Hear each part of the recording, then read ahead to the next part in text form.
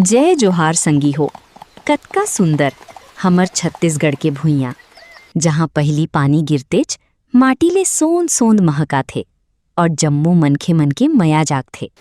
जुन्ना गाँव ला देख के मन घलो गदगद हो जाथे।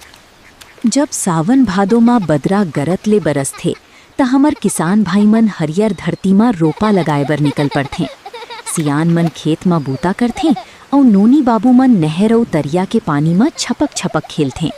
घाम निकलिस त का होइस, मयारू संगी मन खेत में बगर गे हे, कोनो निंदाई करथे त कोनो कोदई धान ला सवारथे और ओकर बीच में हवा में लहरावत लाल और पियूरा पतंग मन लइका मन के मुस्कान ला औ बढ़ा देथे।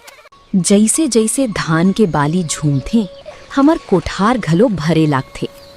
बैला गाड़ी में धान ला लाद के लाना, स्कूल ले लहुटत लइका मन और भुइयाँ में तितली मन के संग ओमन के दौड़ना, ऐसन लागत है मानो साक्षात छत्तीसगढ़ महतारी मुस्कात है।